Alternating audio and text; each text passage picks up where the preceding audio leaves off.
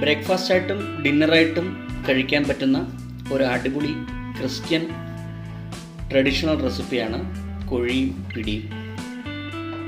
വളരെ എളുപ്പത്തിൽ ഉണ്ടാക്കാൻ പറ്റുന്നതാണ്. നമുക്ക് വീഡിയോയിലേക്ക് പോകാം.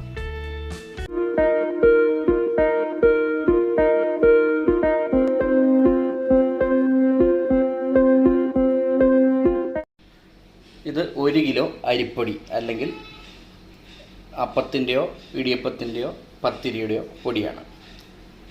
ഇതിലേക്ക് ഒരു വലിയ തേങ്ങ തിരുമ്മിയത് ഇട്ട് കൊടുക്കാം. അരിപ്പൊടിയിലേക്ക് നമുക്ക് കുറച്ച് ഉപ്പ് ഇട്ട് കൊടുക്കാം. ഇതൊരു 1.5 ടീസ്പൂൺ ഉപ്പാണ്.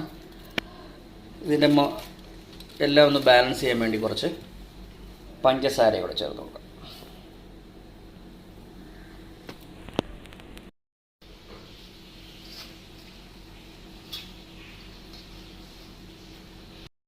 അരിപ്പൊടി നമ്മൾ കുഴച്ചെടുത്തിട്ടുണ്ട്, മാറ്റി വയ്ക്കുക.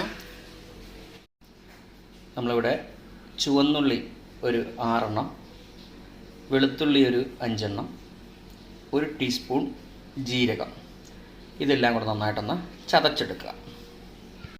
ഇതെല്ലാം നമുക്ക് ചതച്ചെടുത്തിട്ടുണ്ട്. നമുക്ക് ഈ മാവ് കുഴച്ചെടുക്കാനുള്ള വെള്ളം തയ്യാറാക്കാം. നമ്മളിവിടെ ഒരു സോസ് പാനിലേക്ക് 1 ലിറ്റർ വെള്ളം എടുത്തിട്ടുണ്ട്.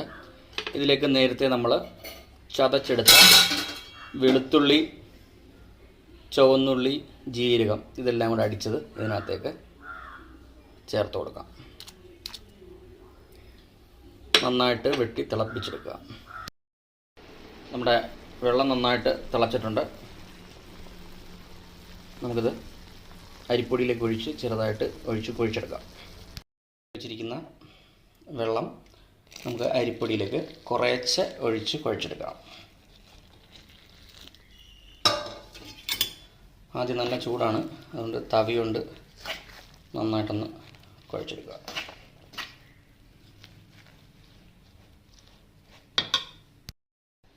നമ്മുടെ ആ വെള്ളത്തിൽ വെളുത്തുള്ളിയും ചുവന്നുള്ളിയൊക്കെ ഇതിനകത്തൊക്കെ വീഴത്തക്ക രീതിയിൽ വെള്ളം ഒഴിക്കണം. നമ്മളിത് ഒരുവിധം കുഴച്ചിട്ടുണ്ട്. ചൂട് അല്പം ഒന്ന് മാറിയതിന് ശേഷം നന്നായിട്ട് കൈകൊണ്ട് നന്നായിട്ട് കുഴച്ച്, നമ്മൾ കുഴക്കട്ടൊക്കെ കുഴക്കുന്ന പോലെ നന്നായിട്ട് കുഴച്ച് എടുക്കണം. നന്നായിട്ട് കുഴച്ചെടുക്കണം, എന്നാലേ നമ്മുടെ പിടി നന്നായിട്ട് സോഫ്റ്റ് ആവത്തുള്ളൂ.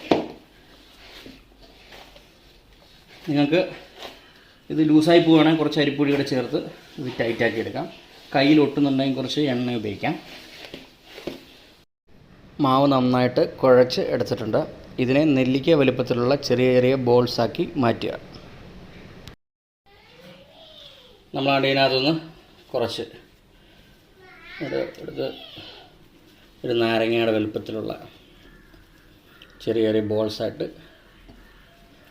ഉരുട്ടിയെടുക്കണം.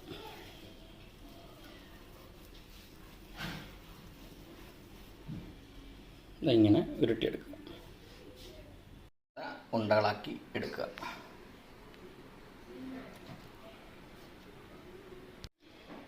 ഈ ബോൾസ് എല്ലാം ഒരു ചെറിയ നെല്ലിക്ക വലുപ്പത്തിൽ എടുത്താൽ മതി. നമ്മളിതെല്ലാം ചെറിയ ഉരുളകളാക്കി എടുത്തിട്ടുണ്ട്. നമുക്കിതിനെ വേവിച്ചെടുക്കാം.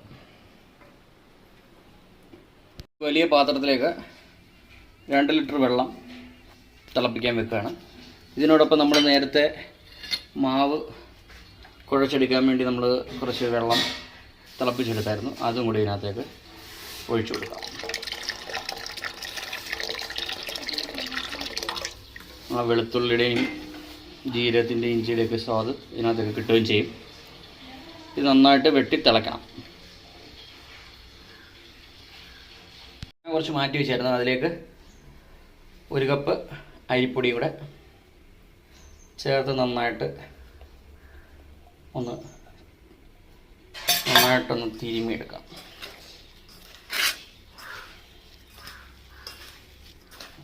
നമുക്ക് ഈ വെള്ളത്തിലേക്ക് ചേർത്ത് കൊടുക്കാൻ വേണ്ടിയാണ്, വെള്ളത്തിനൊരു ചെറിയ തിക്നെസ് കിട്ടാൻ വേണ്ടി. ഒരു ശകലം വെള്ളം കൂടെ ഒഴിച്ച് നമ്മൾ നന്നായിട്ട് ഒന്ന് പിഴിഞ്ഞെടുക്കുക.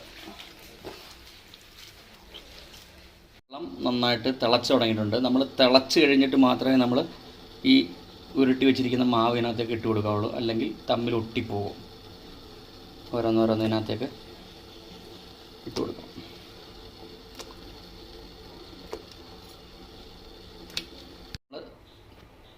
ഉരുട്ടിയ മാവെല്ലാം അതിനകത്തിട്ടൊക്കെയുണ്ട്. നേരത്തെ തിളച്ചോണ്ടിരുന്നതാണ്. ഇപ്പോൾ മാവ് ഇട്ട് കഴിയുമ്പം ഒന്ന് തിള നിൽക്കും. അതിനുശേഷം നന്നായിട്ട് വെട്ടി തിളച്ച് കഴിഞ്ഞ ശേഷം ഇളക്കാവുള്ളൂ, അല്ലെങ്കിൽ പൊടിഞ്ഞു പോകും. നമ്മുടെ പിടി നന്നായിട്ട് തിളച്ചിട്ടുണ്ട്. ഇതെല്ലാം ഒന്ന് ചെറുതായിട്ടൊന്ന് ഇളക്കി കൊടുക്കാം. കാരണം അടുക്കി പിടിക്കുന്നുണ്ടോ എന്ന് നോക്കണം. പൊട്ടിപ്പോവാതെ പതുക്കെ ഒന്ന് ഇളക്കി കൊടുക്കുക.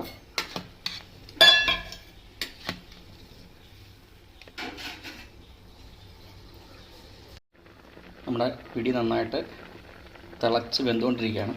ഇതിലേക്ക് നമ്മൾ നേരത്തെ തയ്യാറാക്കി വെച്ചിരിക്കുന്ന തേങ്ങാപ്പീരയിലേക്ക് അരിമാവ് ഇട്ട് നന്നായിട്ട് വെള്ളമൊഴിച്ച് ഞവടിയത് ഇവിടെ ചേർത്ത് കൊടുക്കാം.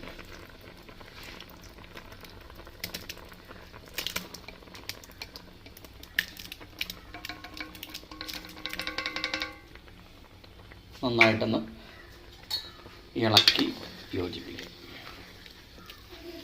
ഇതിനൊരു തിക്നെസ് കിട്ടുന്നതിന് വേണ്ടിയാണ്.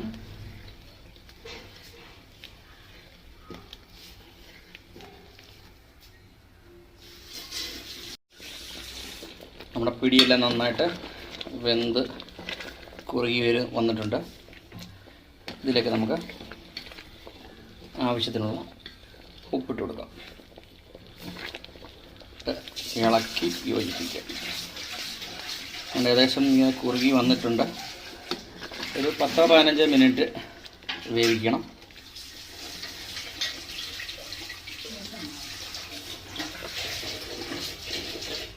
നന്നായിട്ട് വെന്തിട്ടുണ്ട്. നമുക്കത് അടുപ്പിൽ നിന്ന് ഇറക്കാം. നമ്മുടെ കോഴിയും പിടിയും ഇവിടെ തയ്യാറായിട്ടുണ്ട്. കോഴിക്കറി ഉണ്ടാക്കുന്ന വീഡിയോ ഞാൻ അപ്ലോഡ് ചെയ്തിട്ടുണ്ട്. ഇതിൻ്റെ ലിങ്ക് ഞാൻ ഡിസ്ക്രിപ്ഷൻ ബോക്സിൽ കൊടുത്തേക്കാം. എല്ലാവരും ഒന്ന് ചെയ്ത് നോക്കുക.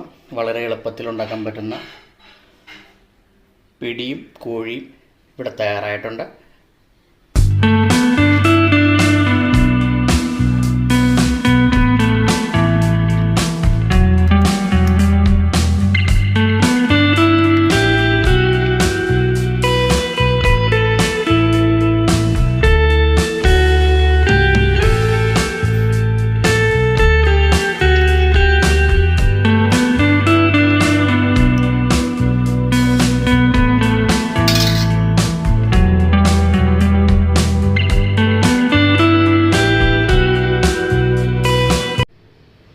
തേങ്ങാപ്പാൽ ചേർക്കുന്നതുകൊണ്ട് പിടി പെട്ടെന്ന് ഉപയോഗിച്ചില്ലെങ്കിൽ ചീത്തയാകാനുള്ള സാധ്യതയുണ്ട്.